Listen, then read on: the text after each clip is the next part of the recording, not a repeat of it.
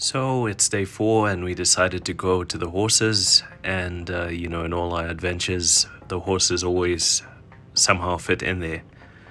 And I can't show you all the footage because obviously my young nieces feature in the footage.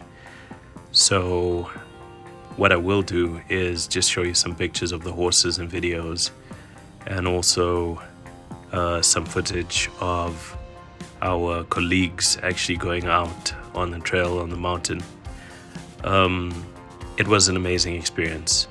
I got to spend time with some of these horses over here, and then while everyone was busy with their horses taking their trails, I got some time alone to also take my crawler and just play and enjoy. There was some nice rocks and sand, so you're going to see some of that in this.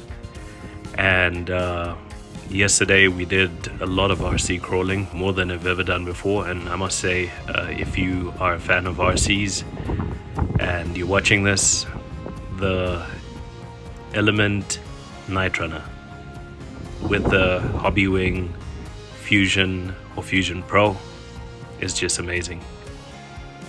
It's really just managed to blow my mind away. The car has been able to do everything that I thought it wouldn't be able to do. And that's partially because of the way it drives, the way it handles, and also the punch that the accelerator has, or the motor gives out when you hit the accelerator. With the Fusion 1800, you won't be able to set the punch, but with the SE, I believe you can set it, and I stand under correction on that. But also the Fusion Pro, you can set the punch levels, and so that's the only downside about the Fusion. But anyways, we had a good adventure, and from here at the horse place, we went to one of the local dams in the area here in Clarens, and I was pleasantly surprised. You're going to see the footage as I drive my RC almost 1 kilometer there and 1 kilometer back. And the battery was almost still full, and the car wasn't even hot.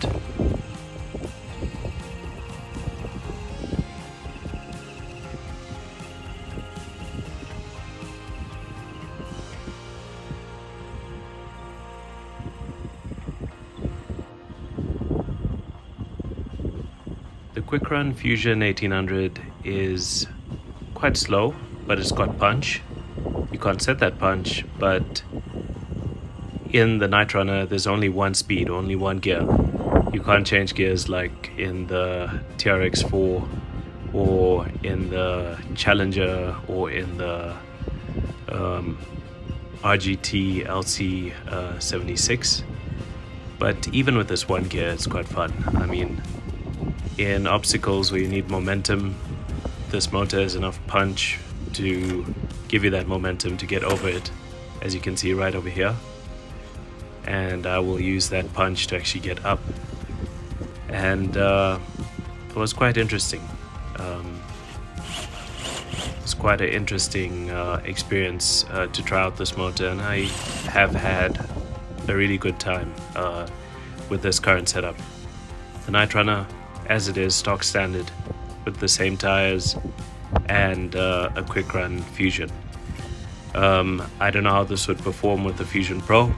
Most probably much better, but the Fusion 1800 has everything that you need. In areas where you need to go really slow, like you will see when we go to the dam, there was an area where the car could fall and go into the deep water, and then be quite a mission to actually take it out. But part of the thrill is passing on a section where the car can easily fall, but still balancing and taking that risk. So yeah, it's quite a nice motor. I'm impressed with it. I've always stuck to the Fusion Pro, and I tried out the Fusion SE, but the Fusion 1800 is not bad.